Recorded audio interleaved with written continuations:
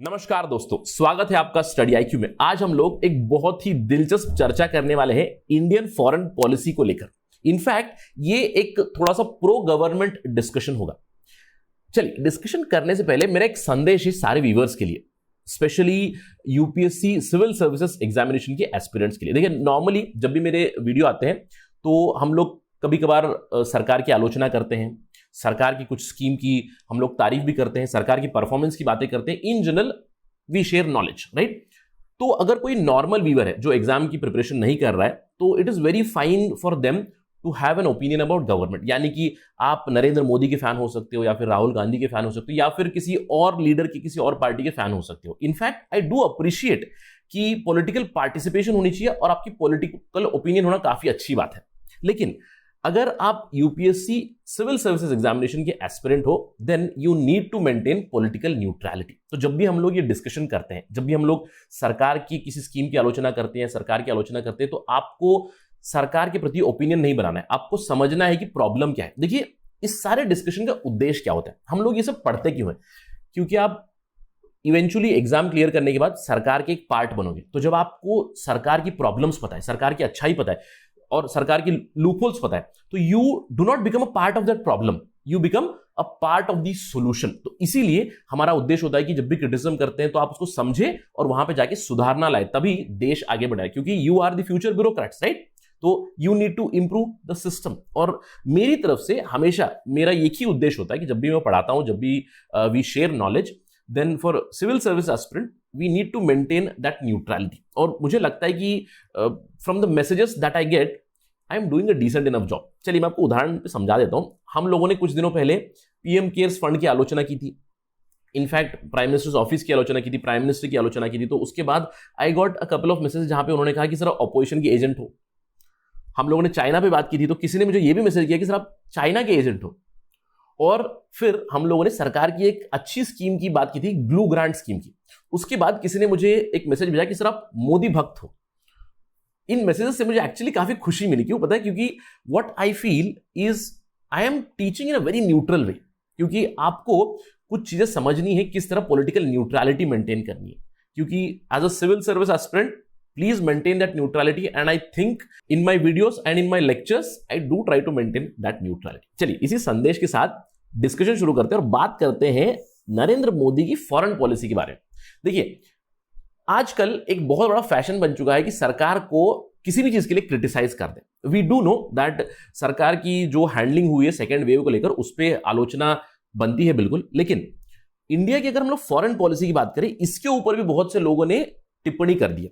अगर हम लोग फॉरेन पॉलिसी की बात करें, there is a lot of continuity in foreign policy. In fact ये आर्टिकल जो लिखा गया है, it has been written by prominent ambassadors, former ambassadors. आप देख सकते हो, कन्वल सिब्बल, श्यामला कौशिक, वीना सीकरी, बसवती मुखर्जी, इन लोगों ने ये बताया है कि मोदी की जो फॉरेन पॉलिसी है, it is more or less a continuity of previous governments. तो आज हम लोग यहां पे देखेंगे कि is Modi's foreign policy a drastic deviation from previous governments, previous regimes, और is it something new.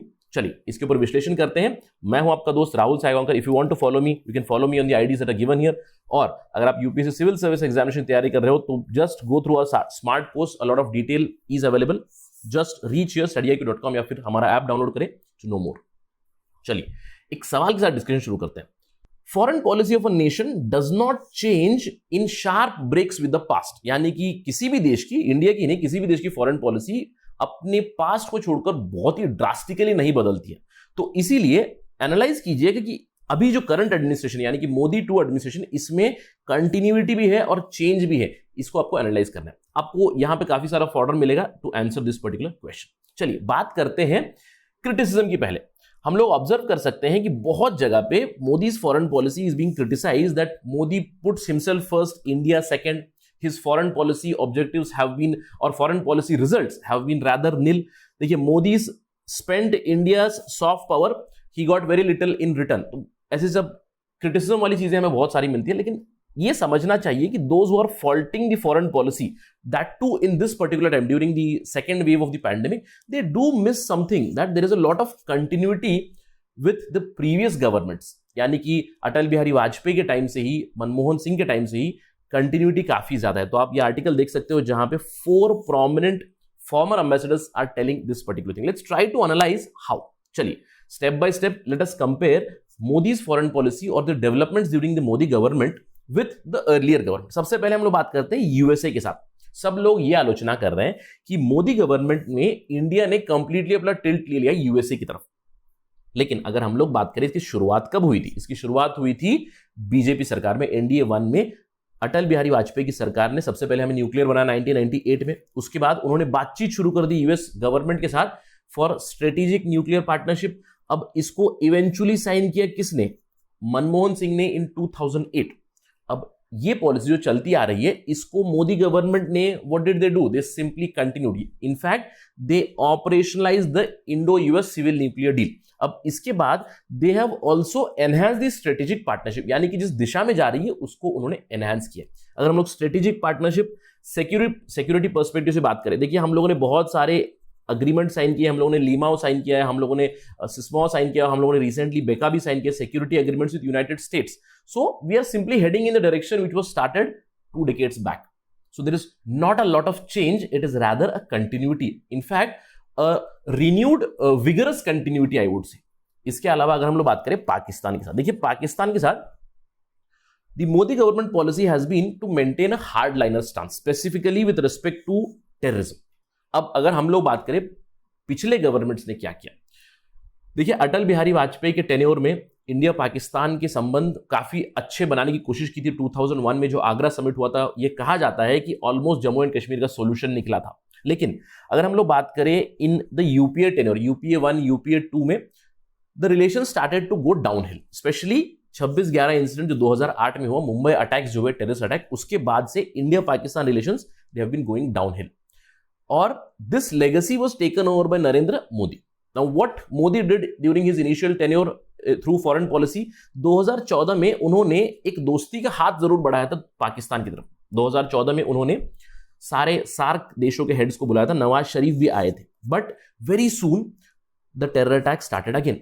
Pathankot हुआ, उरी हुआ, गुरदासपुर हुआ, पुलवामा हुआ. इसके बाद Modi government has taken a hardliner stand. In fact they have retaliated very strongly. तो this is nothing but a continuity from before. क्योंकि अगर हम लोग बात करें यूपीए 2 के दौरान जो डाउनहिल चल रहा था, वो डाउनहिल अभी भी कंटिन्यू हो रहा है. In fact because of the hardliner stand of government it is continuing still. अब इसके अलावा अगर हम लोग बात करें साउथ ईस्ट एशिया की, यहां पे तो कंटिन्यूटी बहुत ज्यादा दिखती है. देखिए 1992 में पीवी नरसिम्हा राव सरकार ने लुक ईस्ट पॉलिसी लाई. 10 साल बाद अटल बिहारी वाजपेयी सरकार ने इस लुक ईस्ट पॉलिसी को एनहांस किया, लुक ईस्ट पॉलिसी 2 में, जहां पे स्ट्रेटेजिक और सिक्योरिटी एंगल डाला. अब इस चीज को नरेंद्र मोदी सरकार ने लुक ईस्ट से एक्ट ईस्ट में कन्वर्ट किया है और इसको इनफैक्ट और एक रिन्यूड पुश मिला हुआ. इनफैक्ट अगर हम लोग बात करें एक्ट ईस्ट पॉलिसी में नॉर्थ ईस्टर्न रीजन को सेंटर में रख के हम लोग डेवलपमेंट की बात करते हैं और आसियान देशों के साथ अच्छे संबंध बनाने की कोशिश करते हैं और हम लोगों ने कल्टीवेट भी किया है. इसका एक उदाहरण कि 2018 में जो चीफ गेस्ट थे, एक नहीं था, पूरे आसियान देशों के हेड्स थे जो चीफ गेस्ट बन के आए थे इंडिया में. So more or less continuity in terms of the look east or perhaps the act east policy. अब इसके अलावा अगर हम लोग बात करें वेस्ट एशिया में, देखिए West Asia is perhaps one of the regions which is being continued. 2005 में मनमोहन सिंह सरकार ने फॉर्मली एक लुक वेस्ट पॉलिसी लाई. क्यों? क्योंकि वो गल्फ रीजन में अपनी कोऑपरेशन बढ़ाना चाहते थे और यहां पे इनका फोकस था GCC, gulf cooperation council, right. What has Modi government done? Modi government's foreign policy is nothing but continuation of this look west policy. In fact, जो यूपीए 1 के दौरान गल्फ स्टेट्स के साथ हम लोगों ने संबंध अच्छे बनाना शुरू किए थे, मोदी एडमिनिस्ट्रेशन के अंडर हम लोग specially because of Modi's excellent relations with leaders here in Gulf region, हम लोगों ने रिमार्केबल अचीवमेंट किया है. क्योंकि देखिए यहां पे हमारी एनर्जी सिक्योरिटी बरकरार है. यहां पे अगर हम लोग देखें काफी वोलेटाइल रीजन है. Shia versus Sunni conflict is going on, Jews versus Arab conflict is going on. इसके बावजूद हम लोगों ने सभी लोगों के साथ संबंध अच्छे बरकरार किए हुए. Perhaps you can pin point probably Turkey and Iran जिनके साथ थोड़े से संबंध खराब हुए हैं, बट नॉनदलेस अगर हम लोग इन जनरल गल्फ रीजन की बात करें तो positive relations are going on, specially with respect to Saudi, UAE, very good relations. So we do see continuity of look west policy from Manmohan Singh to Narendra Modi, isn't it? इसके अलावा अगर हम लोग Indo Pacific की बात करें, देखिए इंडो पैसिफिक में एक नया पैराडाइम डेवलप हुआ है, क्वाड सिक्योरिटी आर्किटेक्चर। क्वाड में कौन है? There is India obviously, there is USA, there is Japan and Australia. अब ये Quad security architecture finally culminate हो चुका है। लेकिन अगर आप देखिए इसकी शुरुआत कब हुई थी, इसकी शुरुआत फिर से 2007 में शिंजो आबे ने इंडियन पार्लियामेंट में इसका उल्लेख किया था कि हम लोग इंडो पैसिफिक को एक फ्री जोन बनाएंगे, राइट, नेविगेशन फ्री होगी, एक डेमोक्रेटिक जोन बनाएंगे, पीस जोन बनाएंगे। अब 10 साल के बाद 2017 में इस चीज को काफी पुश मिली। 10 सालों तक इनफैक्ट एक काफी लल था in the development of quad, in the development of Indo Pacific. लेकिन 2017 से जो कल्मिनेट हुआ इवेंचुअली 2020-21 में, quadrilateral security architecture has been created. Again, many people criticize by keeping an eye on China. Nonetheless, it has been done, isn't it? So we do see continuity here also. इसके अलावा अगर हम लोग बात करें engagement with Africa, ये भी continuity है। इनफैक्ट कंटिन्यूटी के साथ काफी पॉजिटिव खबरें हैं यहां पे। अगर हम लोग बात करें, देखिए पुरानी गवर्नमेंट, स्पेशली यूपीए गवर्नमेंट में, यूपीए 1, यूपीए 2 में 2008 में इंडिया अफ्रीका समिट शुरुआत हुई। अब पहले समिट में 14 अफ्रीकन कंट्रीज पार्टिसिपेटेड। दूसरी समिट हुई 2011 में, यहां पे 15 African countries they participated. In 2015, under the Narendra Modi administration, the third India-Africa Forum Summit took place. 41 African countries participated here. Again, a great achievement, isn't it? So we see a lot of continuity. In fact, some good achievements also. इसके अलावा अगर हम लोग दूसरी details देखें, देखिए Modi government has actually paid a lot of attention to neighbours. अब यहां पे आप सवाल ये उठा सकते हो कि सर यहां पे हमें क्या पॉजिटिव मिला है? Not a lot of positives because China has gained a lot of ground. It is because of other factors, but still attention सरकार ने बहुत दी है। नेबरहुड फर्स्ट पॉलिसी बनाई। इनफैक्ट अगर हम लोग Modi as a prime minister personally बात करें, in last 6 to 7 years he has been on more than 100 visits to other nations. 60 से भी ज्यादा देशों को उन्होंने विजिट किया हुआ है। In fact one of the major achievements has been a major maritime partnership with France in western Indian Ocean. हाल ही में हम लोगों ने बात की थी यूरोपियन यूनियन के साथ। इस ईयर एंड तक 2021 तक कहा गया है कि free trade agreement, investment agreement और ट्रेड पार्टनरशिप एग्रीमेंट फाइनलाइज किया जाएगा, which is again a very good development. और पर्सनली अगर हम लोग प्राइम मिनिस्टर नरेंद्र मोदी की बात करें, he has been able to galvanise the Indian diaspora, not just in America but all over the world. International Yoga Day से India को proud किया हुआ है, right? So there are certain achievements obviously. इसके अलावा अगर हम लोग इंटरनेशनल फोरम की बात करें, India right now at the international forums, they continuously participate in G20 meetings. Recently G7 के लिए भी इनको इन्विटेशन मिला है। ब्रिक्स को आगे बढ़ा रहे हैं, शंघाई कोऑपरेशन ऑर्गेनाइजेशन को आगे बढ़ा रहे हैं। At the international level we are contributing in terms of climate change fight also. International Solar Alliance बनाया हम लोगों ने, डिजास्टर रेजिलेंट इंफ्रास्ट्रक्चर कॉरिडोर बनाया हम लोगों ने, कोalition बनाया। इसके अलावा हम लोग क्लाइमेट चेंज नेगोशिएशंस में भी काफी अच्छे से डील कर रहे हैं। तो there are a lot of positives. अब इन सब के बीच आपने एक चीज जरूर नोटिस की होगी, क्या? कि देयर इज वन एरिया और perhaps one country which is missing, the only irritant, China. अब यहां पे yes there is a lot of continuity and to certain extent there has been a little bit of failure. अब देखिए continuity किस तरह, अगर हम लोग बात करें चाइना की, चाइना कोई नॉर्मल पड़ोसी नहीं है। चाइना एक बहुत ही बड़ा एडवर्सरी है। इनफैक्ट दशकों से ही इंडिया के पीछे पड़ा हुआ है। अगर हम लोग बात करें right from the times of Jawaharlal Nehru, when in 1962 we fought a war, we know the result. इसके बाद इंदिरा गांधी के टर्म में भी इंडिया चाइना की तनाबनी चलती रही, राजीव गांधी के टाइम में भी तनाबनी चलती रही, right? So we can talk about the Sumdorong Chu incident 1987। इनकर्शंस China के चलते आ रहे हैं पहले से ही।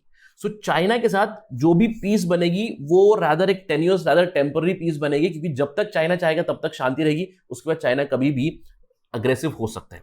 अगर हम लोग बात करें रीसेंट गवर्नमेंट की, चलिए बात करते हैं यूपीए गवर्नमेंट की। We all know about the Galwan clash, right? Stand off at the Galwan on the India China border, it worsened. मुक्केबाजी हुई इंडियन ट्रूप्स और चाइनीज ट्रूप्स के बीच, इजंट इट? लेकिन अगर आप ये खबर देखोगे 2013 में जो इनकर्शन हुई थी डेप्सांग वैली में, ऑल दो यूपीए 2 के टेन्योर में इसको काफी डाउनप्ले किया गया था। आप यहां पे इमेज भी दे सकते हो। At that time in 2013 China acknowledged that we entered into Indian territory in the Depsang valley, और चाइना के सोल्जर्स ने यहां पे एक फ्लैग भी पकड़ा था, एक मैसेज था यहां पे, इंडियन सोल्जर्स गो बैक था। सो इस सब चीज से क्या पता चलता है कि चाइना की जो पॉलिसी चल रही है it is continuing, or India has rather failed here to counter China very effectively. Not just now, I would say right from 1950s. which is perhaps continuing in Indian foreign policy legacy now also. तो एक बहुत ही बड़ी improvement की जगह ये हो सकती है कि India needs to counter China, it needs a new innovative strategy. यहां पे बहुत सारे आइडियाज भी आ चुके हैं। देखिए, स्ट्रिंग ऑफ रेपियर्स की बात की जा चुकी है, India necklace of diamond which is garlanding China, इसके बारे में बात हो चुकी है, but none of them they seem to be working. So what we need perhaps is a grand strategy to counter China, क्योंकि चाइना ने काफी ज्यादा ग्राउंड गेन कर लिया है, specially in the neighbourhood region. तो इस पूरे डिस्कशन का निष्कर्ष क्या निकलता है? निष्कर्ष ये निकलता है कि इंडिया की फॉरेन पॉलिसी, जिसको काफी ही तीखी आलोचना मिल रही है, स्पेशली मोदी फॉरेन पॉलिसी को, it has rather been a continuity of previous governments, in fact a little betterment over those governments foreign policies. But what is needed as of now? What we need is right now, we need to stand united. Why? Because it is quite regrettable कि किसी भी चीज पे आलोचना चल रही है, right? Foreign policy के ऊपर अगर हम लोग क्लोजली देखें, यस, फॉरेन पॉलिसी के ऊपर हम लोग क्रिटिसाइज कर सकते हैं, but unwarranted extraordinary criticism is not needed, especially when we are going through this deadly second wave. Right now, it is a time not to highlight the failures of the government, but join the government, join the people, join the personnel, so that we fight against this COVID-19 pandemic and we emerge successful out of this. That is it right now from my side on this part of discussion. I hope this was interesting and eye-opening for you. Thank you very much. Jai Hind.